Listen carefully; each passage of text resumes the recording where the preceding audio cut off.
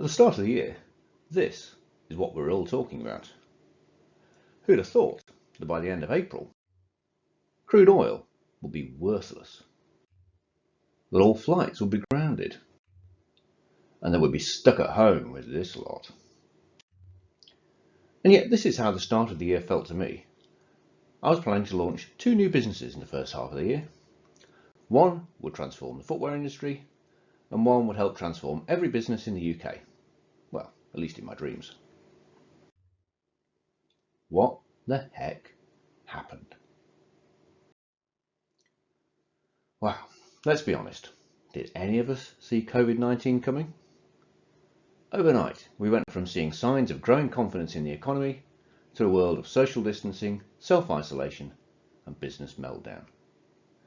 We've all had a massive shock that we're all still reeling from. Frankly, many of us don't yet know what the impact on our business will be in the long, medium, or in some cases even in the short term. Whilst the government have been swift to announce measures to help, they've not been available to everyone, and the speed of execution has been variable. We're all having to improvise and change as we go along. Although the future feels uncertain, I think that now we can start to get a glimpse of the road ahead. The destination is not yet clear, but we're starting to see what the road to get there may look like, and where to look for business opportunities in a post-crisis world. In this presentation, I'm going to reflect on the impact of the coronavirus, the reactions I've seen from the business community, and what we as business owners and leaders can learn and take forward from the crisis. But first, I think it's only fair that you know a little bit more about who's talking to you. So my name's Ian McQuone. I've spent over 30 years in industry, starting in engineering, spending much of my time in marketing, especially product marketing and strategic marketing. I've been a company director in a corporate, and I've run 2 businesses. My first business is Sustainable Business Design. It's a sustainable business consultancy focusing on delivering growth through sustainability, specialising in value proposition design and business model design. My second business is Go Climate Positive. It's a membership programme for businesses to help them respond positively to the climate emergency by reducing their carbon footprint and helping others to reduce theirs. The coronavirus has been a massive shock, but as the initial shock starts to fade, we can start to see the impacts on business, on people, and on the environment. HMRC said a total of 6.3 million jobs have been temporarily laid off by 800,000 companies, with claims amounting to £8 billion by the 3rd of May.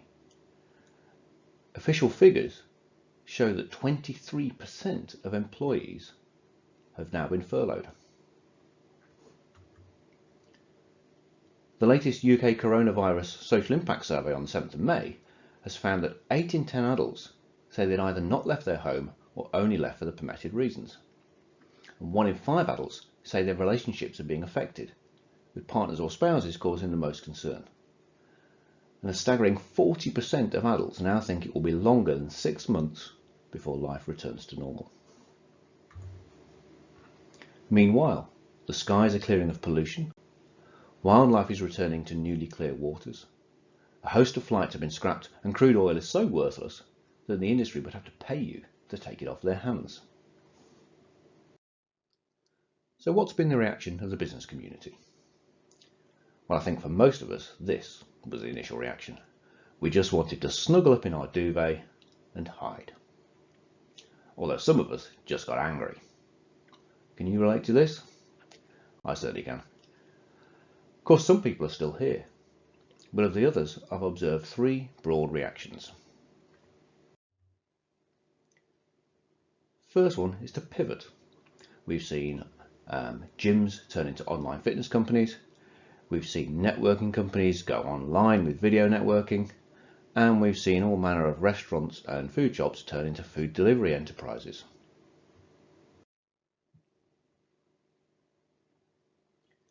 Other businesses have got stuck into helping solve the problem. They've been offering NHS workers discounts. They've been supporting core workers, designing ventilators, making PPE, cleaning, and we've even seen a tech company here selling PPE.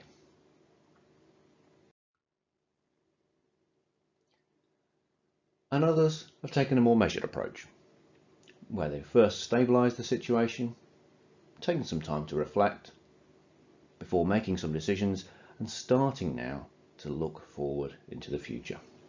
So which have you done? So what did I do? Well, I'm lucky I didn't need to pivot, as my business can run entirely online. So I did a blend of the second and third reactions. The first thing I did, literally the morning after the lockdown announcement, was to recut both my personal and business budgets so that I knew that I was stable and would stay afloat. Then I went on to social media and all of my networking groups and offered the help that I was able to, which in my case was a listening ear and an experienced business head. And I spent the rest of the time working on my processes and my marketing, making sure that I'm ready to take off and scale up when the economy starts to move again. And all the while I've kept posting on social media with a focus on education, emailing and phoning my clients to check they're okay, and listening to people in the business community so that I understand what's going on and how people are thinking and feeling. So I know the question that everyone's asking is this: when can we go back to normal? And we're all desperate to get out of our houses and see people. But the amazing thing is that only 9% of us want to go back to normal. Why is that? Because we've rediscovered a sense of community. We've got back in touch with the natural world, and we like the clean air, quiet roads, and sounds of nature. And I hear constant talk of a new normal. So what would this new normal look like? Well, here are some of the preliminary results of the Great British Wellbeing Survey. And these are words that people associate with the lockdown, both positive and negative. The red words on the left are associated with the negative impacts of the lockdown, the blue ones on the right with the positive impacts. And they show that people are missing the social contact with the family and friends, but they also show that they value the sense of community, the environmental benefits, and the slower pace of life. So I think people are looking for a new normal that's more human and connected, more flexible and less intense, and more sustainable. What else have we learned from the crisis? We've learned that our system is more fragile than we realised, that we can move quickly and radically when needed, that ideas which were fringe only 6 months ago are now totally accepted, that there's a bigger crisis coming our way, the climate emergency, and we can't socially distance from this one. So resilience is going to be a big issue and a big opportunity. So why do I highlight resilience? Well, the economic system is a network. And when considered as a system, networks have two characteristics that are in a constant state of tension, pulling against each other: efficiency and resilience. Now, efficiency sounds great, doesn't it? It makes things cheaper and quicker. So why not have 100% efficiency? The reason is that efficient networks are brittle and they can easily collapse. This illustration shows why. The centralized network on the left is highly efficient. There's only one link between each node, i.e. business, and the next node, and the one in the middle. But you only need one node to break that one in the middle, and the whole network collapses. The decentralized network in the middle is a little bit more resilient, but you only need a couple of nodes to go here, and again, the whole network collapses. Whereas the distributed network on the right might be a little bit less efficient. Goods and services are passing from business to business to business, and they might take a little bit longer and cost a little bit more. But you can see, if one node breaks, if one business goes, the rest of the network barely notices. Putting this into an economic context, it's now clear that we've sacrificed our jobs, our environment, and our health on the altar of efficiency. We've created a system that's brittle and broken by allowing so much of our industry and know-how to move to the Far East in the name of lowering cost and maximising economies of scale. COVID has shown we need a corrective action back towards resilience. How do we do this? By creating more businesses, more local connections, and by distributing our expertise and know-how. Another thing we've learned in this time of crisis is that your customers and potential customers take notice of how you react and what you do. On the left is the result from a recent global survey of consumers, and it shows that the brand's response to the pandemic will clearly influence the future purchase of consumers. Globally, the result was 65% of people who agree with that statement. The UK was bang on trend with 64%. On the right is a report showing that investment funds that were focused on companies with strong environmental and social governance have outperformed the rest of the market. Yes, they've fallen in value, but by less than half of the Standard & Poor's 500, the US equivalent of the FTSE 100. So what we've learned is that being involved in helping to solve the crisis makes you resilient, makes your business resilient.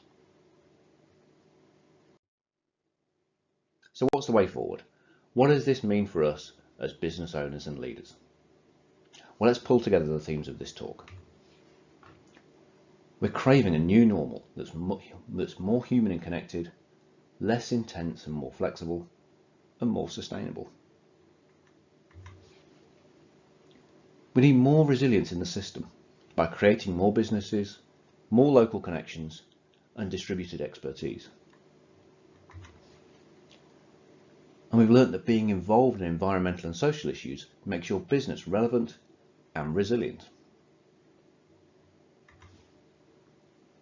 All of this creates business opportunities.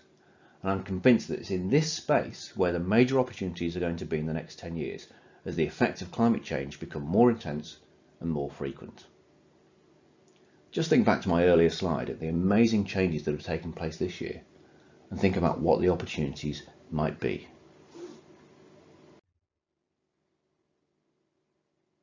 Earlier on I said if we're going to move forward with this, we have to challenge our thinking. So I want you to take a minute and think about these two questions. Where do the opportunities lie now? And where will the opportunities lie in the next 5 to 10 years for your business? You can find opportunities like this everywhere in your business, and I'd like to share with you my model for helping discover those opportunities.